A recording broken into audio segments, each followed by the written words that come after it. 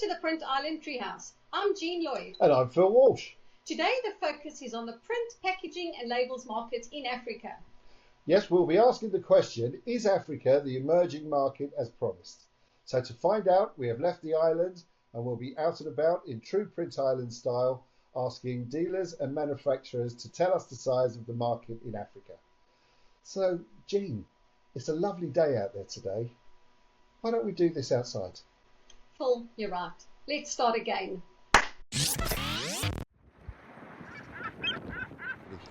Hi, I'm Lloyd. And I'm Phil Walsh. Welcome to Print Island.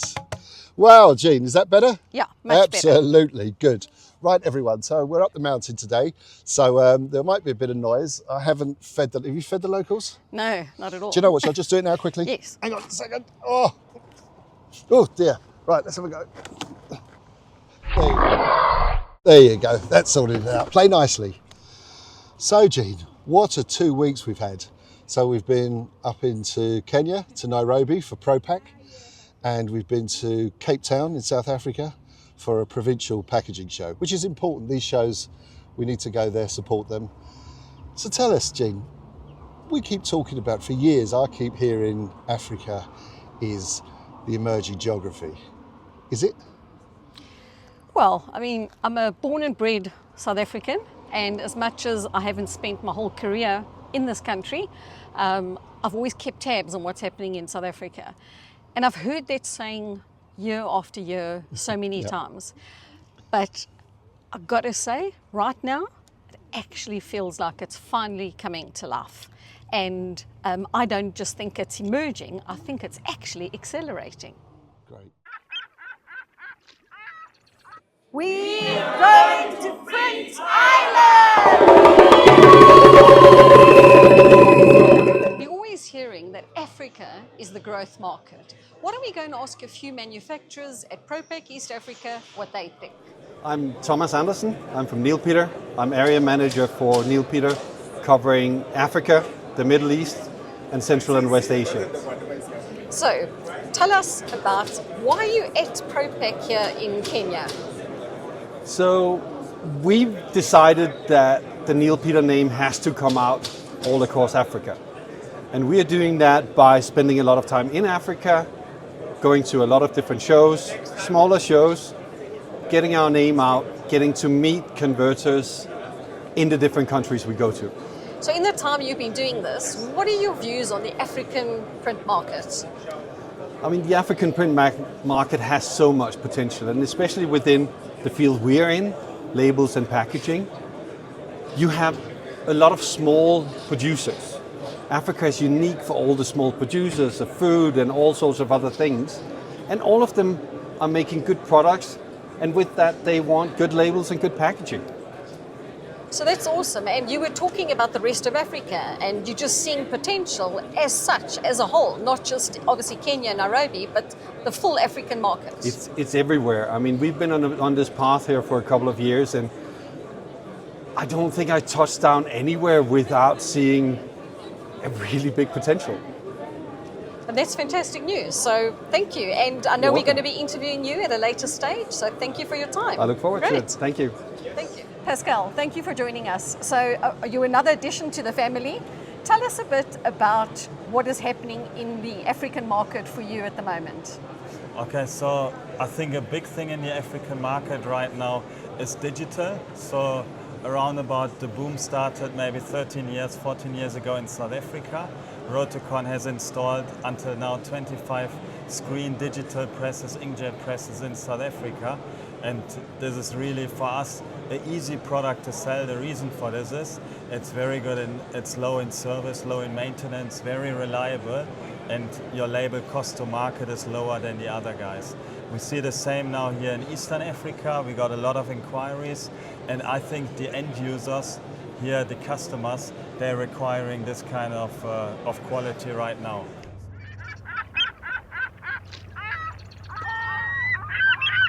So, here's the question, Jean. If you're an OEM looking at this, tell me, direct or do you appoint a dealer in Africa? What do you do?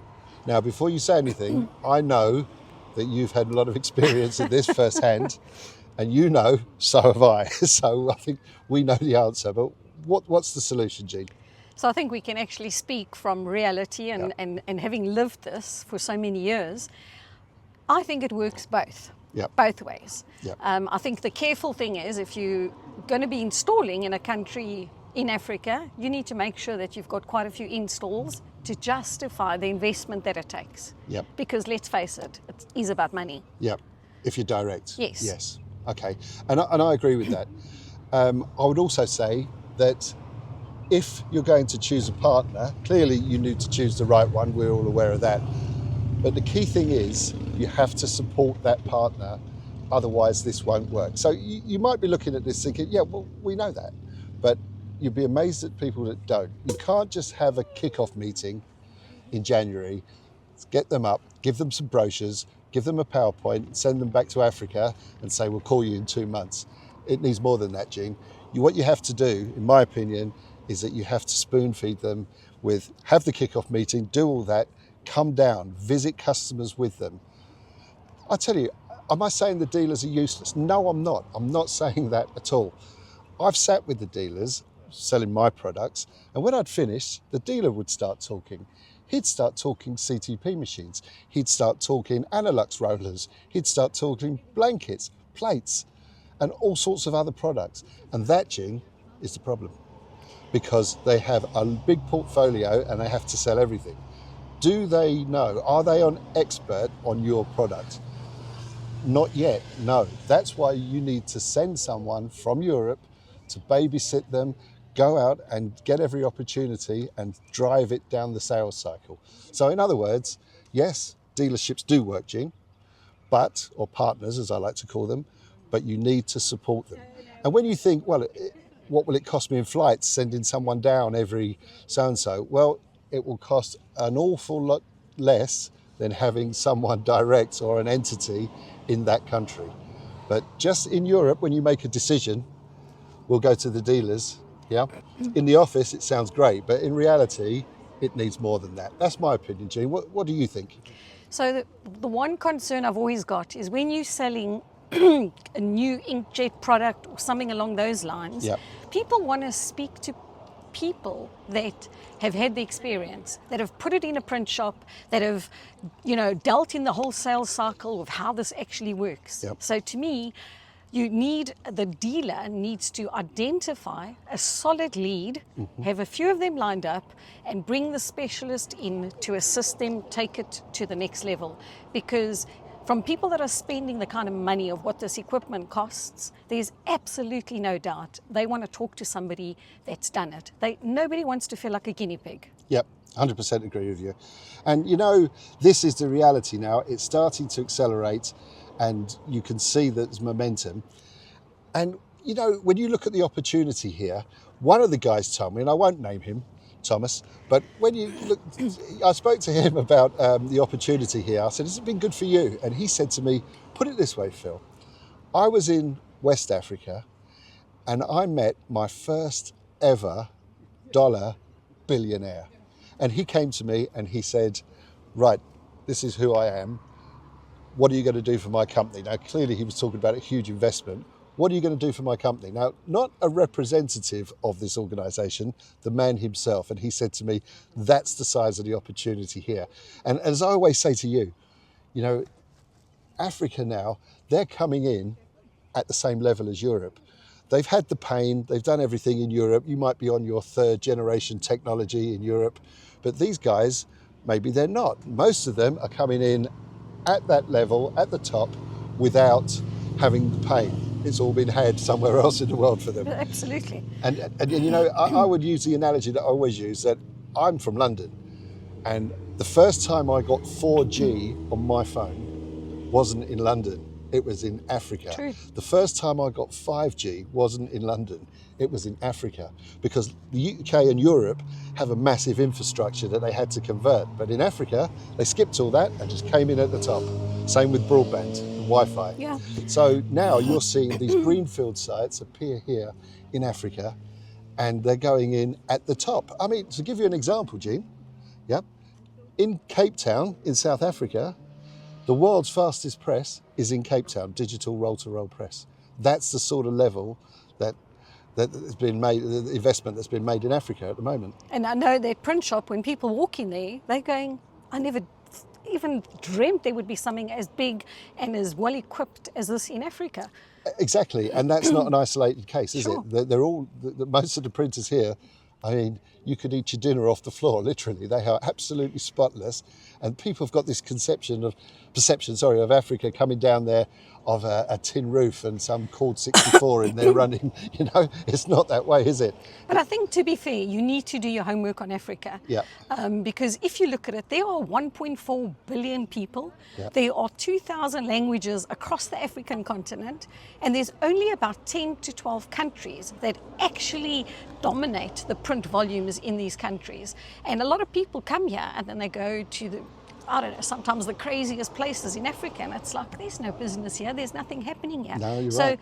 you need to do your homework on where you're going to go, where you're going to position yourself, where are other people positioned in this market, and follow suit. You know, it's not, okay, let's go to Africa, and you know, you have no idea where you're going to be planting your seeds. So you do your homework. Yep, no, I agree 100%.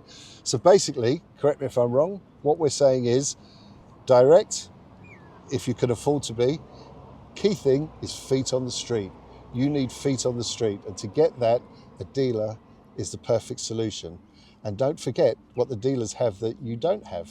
They have perfect relationships, excellent relationships with people. There's no doubt. So use them, but support them. That's the key to this, support them. And I think, Jean, really, I can't wait to see what happens in the future here in Africa. I think the other big thing is, who do you send? And from experience, I think we've seen and heard it all. You know, people come to Africa when the winters are really, really cold in Europe, and it's like there's sunshine, there's animals, there's outdoor lifestyle, and everybody wants to be on that list to come here. And I think, you know, that's a key, because it gets identified, or let's just say it gets known to be, it gives the wrong impression. Yep. Because you hear these stories, and yes, all work, no play makes you a very boring person. And trust me, I think we like to have a good time as well. Yeah. But there's a line. So that's a fair point, Jean, you know, right, but, you know, no, I would say this, of course, but it's true. Like, I put my hand on my heart and tell you, I wasn't that guy, yeah, because I'll tell you why. I only wanted one thing. I wanted commission. I wanted to sell. I was focused on commission, commission, commission. So when I'd go to the Middle East and Africa, that's what I did. And you've got these guys in your organisation, and I suppose what you're trying to say is send one of them, not the other one. Pick the profile of the person you sell is critically important. Now, as you say, I've known good and bad in this, but some of the OEMs send real good people down, technical people. And really, the ideal person to send is one of those sales guys who is very technical. So in other words, you're sending two guys in one, if you know what I'm saying, because you're a long way from your support. And they really appreciate having someone in the room who is technical and understands their challenges. That makes them feel comfortable and more willing to do business with you and your partner. I agree with that, and I think it's key on getting to the point of how a printer makes money from these presses, because like we said, Africa's a long way away, and you can't just send somebody down, a trainer every couple of weeks or every couple of months. Somebody that's here needs almost overall knowledge of a bit of everything that he can put on the table, and guys go, wow, okay, this is interesting, or we can do business with him, or he comes here and he's speaking to a whole lot of people in the dealer's organisation. So to me, that's key. It is key. And as I say, in your organisation, you know who these people are. Choose wisely.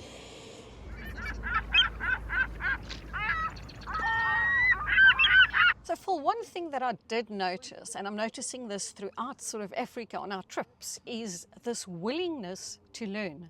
You know, we went to the ProPak, Kenya, and we were there as guests of the Printing Federation, South African Printing Federation. They had a masterclass. There were so many youngsters listening in and just wanting more information.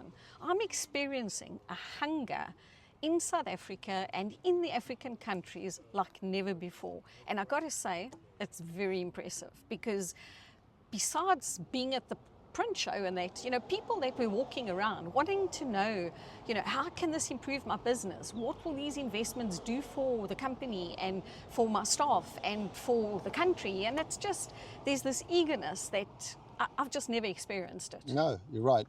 And one of the other things that we saw a lot of was the frustration, and you can see by the manufacturers here that they're frustrated about the amount of foreign imports coming into Africa. They want to keep them in Africa. They want to produce in Africa for the local markets, rather than packaging being produced in Europe or wherever and imported in. They want to keep it in-house. And I can see why, of course it is. It's their growth.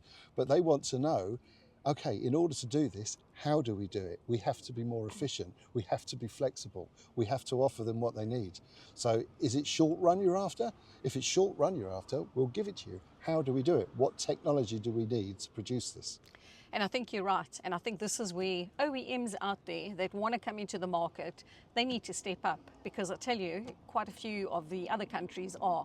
And like you say, there's this, how do we keep all these cheaper, exporters coming in and doing all kinds of things in our country? Yeah, you're right. And another thing is sustainability. They're hearing all these stories about Europe and sustainability and the war on plastics, if you want to call it that, and all the other legislation that's currently been spoken about and implemented in 5 years. And they're generally concerned that they need to be seen to do something for the brands, because they understand that if they don't do it, somebody else will. And that's the problem. 100% agree. And I think one thing I can say about South Africa is the sustainability police are out there. Yep. And there are lots of laws in place. There are things happening on the sustainability side. Yeah. And that is slowly going to be rolling out Which is a surprise, isn't it? It's a surprise. You'd think that Europe would be all over this, and they are.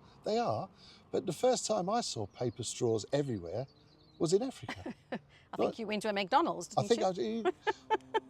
We are vendor neutral. She didn't say McDonald's. God, in general, that's the way we are. Yeah. It's just sustainability is huge. Even on the island, the little cafe, we've got paper straws, haven't we? Yeah, absolutely. Yeah. I mean, everybody's take care of the planet, and I got to say, Africa's definitely setting the way for the other African countries, and hopefully it rolls out. But we need help. Everybody needs help. Absolutely.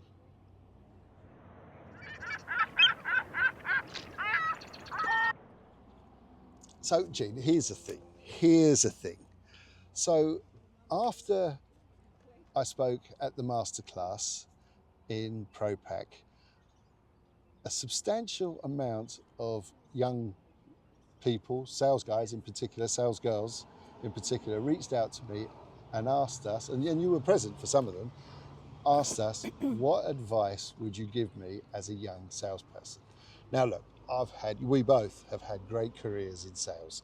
So I'm not saying that we are the only people, the definitive salesman. I'm not. But, well, I might be, but I'm not. And I want to give them 6 points. So I'm going to record 6 pointers that helped me. Now, let me tell you, I was a very lucky man, because I learnt standing on the shoulders of giants. I had great salespeople around me and I knew nothing, and they gave me fantastic tips. So some of you might be looking at this now thinking, what's Walsh going to do now? Is he going to start talking rubbish or not? And I'm going to give you my six sales tips.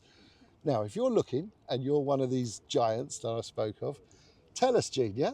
Write to Jean, write to myself, and tell us your pointers. Listen, we're trying to help the young people here start off in a career. So if we can help just one person, then it's worth it, isn't it? So send your tips to Jean, and can we compile them, Jean? Absolutely. And could we get people on camera on the island? Would you like to come to the island and just tell us your one sales tip? And then we'll put a compilation together, maybe a whole show dedicated to... We could. Look, it's critical. And as I said about the hunger and the need, these youngsters want to learn. And, I'm involved in the Women in Print in South Africa. We had over 700,000 700,000 people live streaming. 700,000. Women Wow. live streaming. But again, the hunger's there. It's like, you know, bring us the knowledge. And so we can train, we can teach. Let's do it. Yeah. So, again, just so we all know, this is just for young people starting off in this industry. Yeah. 6 pointers. If you've been in the industry for years and you don't know these 6 tips, then you're in big trouble, let me tell you. You know? Yeah. Okay. So I'll do that, Jean. I'll get that rolling and we'll put it out. Great. Let's do that. Yeah. And guys, we need your response. We need your feedback. We need your input. So what's next, Jean? So I know you had a very grounded week last week that brought you back down to earth with a bump. You went around some of the schools in South Africa, seeing the poverty, seeing how they need help. Explain that one to us, Jean. Yes, Phil. I went travelling with the FESPA Foundation to go and identify schools that could benefit from what they call Print for Good. Yeah. And they started a great scheme, let's call it, where all the FESPA foundations all the FESPA exhibitions that print take that printed material and send it to the needy, to schools that could use it, and they print things that you would find in, call it the primary schools, where they're lacking educational material, they are lacking to put posters on the wall. Okay. So what you're saying is that we all go to a show, we've all been there, we know, and you just print anything you like, catalogues. But halfway through the show or at the end of the show, your machines will be there, your paper will be there, your operators will be there. So you'll just print materials for local schools, like an alphabet chart, like a feelings chart and other learning materials that children need. And you're going to do that at the shows, and I think there's 20-something, 30-something shows worldwide, and they'll just print for the needy schools that have got nothing in Africa. So this got started, I think, just less than a year ago. And then what happened when they printed all this material and went to some of the schools, some of them were built out of mud. They were like mud huts for schools. Mm-hmm. So get a poster printed and put it up where? And they didn't have toilets, or they had broken toilets. So FESPA then looked at this and went, we need to do more, and we can do more. So then they started an adopt a school program, or adopt a sports field, yeah, or something, which has changed lives, and I've seen it firsthand. So it's excellent. So Phil, the FESPA Foundation is really important to me and close to my heart. I think you know that. We've done a whole program on it. We've done lots of interviews. Yep. We've filmed some of the schools that we went to visit. So we'll be bringing Coming that soon, program. Jean. Yes, Coming soon. Absolutely. Yep. It's coming soon. So look out for that, guys, because we could really use your support. Absolutely.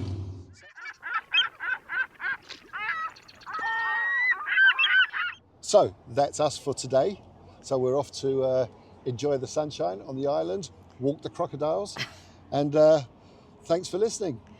That's it. And we'll bring you loads of these stories going forward from around the globe. And thank you for joining us. Thank you very much. Come back, see us soon. Cheers.